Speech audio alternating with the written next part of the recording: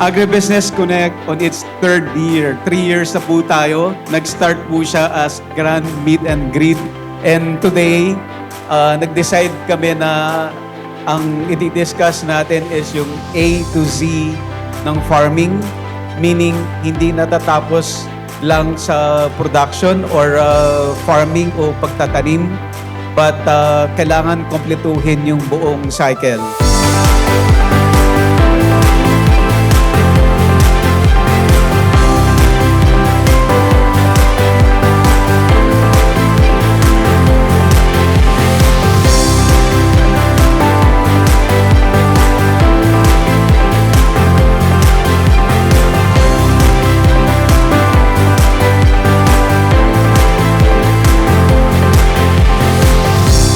Ko na-imagine na darating sa punto na ito na it's just started as a passion to create videos and now nag-inspire ng maraming farmers and OFWs.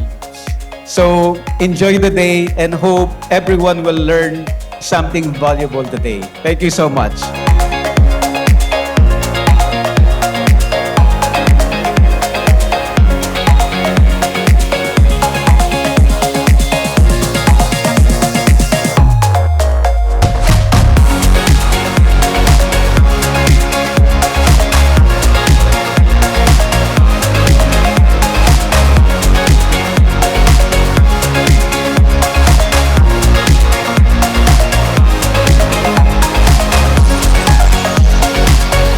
Kahit anong business mo, kahit nagtitinda ka ng posporo, chopstick, toothpick, basta ikaw ang number one, mabubuhay ka.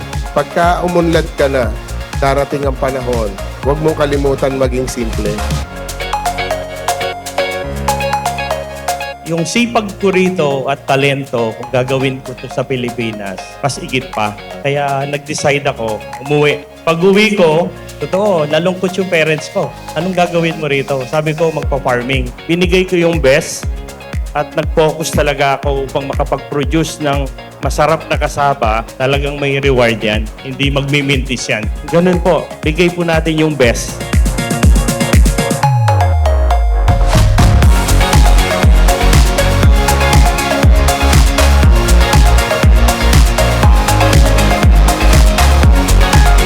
Tayo po kasi negosyante, gusto natin kumita. Pero tatandaan po natin, yung nabili sa atin, negosyante rin. Gusto rin nilang kumita. Madali pong magpataas ng presyo, pero mahirap kumuha ng merkado. So we have to moderate the greed. Hindi lang kung anong meron na kami ngayon producing sugar po, but it's more of creating more value into it. So by helping more farmers around our community and growing their areas and making them productive po to have a better livelihood.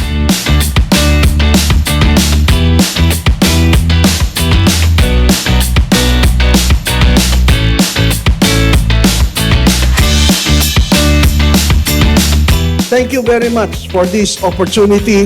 Please feel free to get in touch with me if there's anything I can do for the agricultural sector. Puro na lang away ang nangyayari sa ating bansa at sa buong mundo. Huwag na tayong sumali sa away. Please na makipag-away tayo, ang awayan natin ay ang gutom at kahirapan. Maraming salamat po. God bless.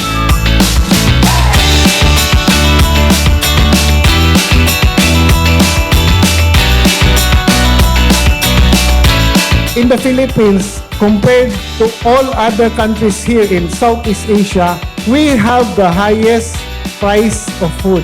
Diba? Except for Singapore. What can we do to improve our productivity? Because if we improve our productivity, we will also improve the lives of each and every Filipino.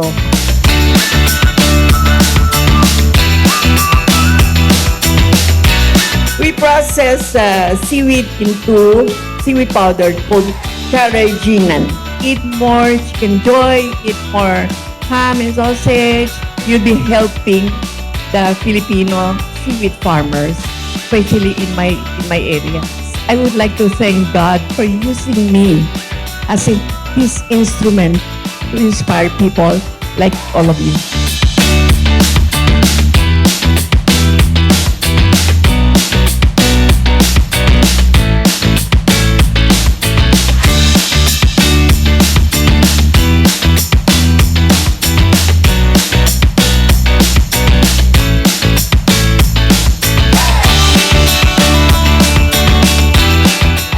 say thank you to everyone for being here despite the weather and the distance because I know some of you po galing Isabela, yung iba po sa inyo galing Davao, Cebu, or Moc, and I know meron pang from abroad. So really, thank you so much. We really appreciate you all.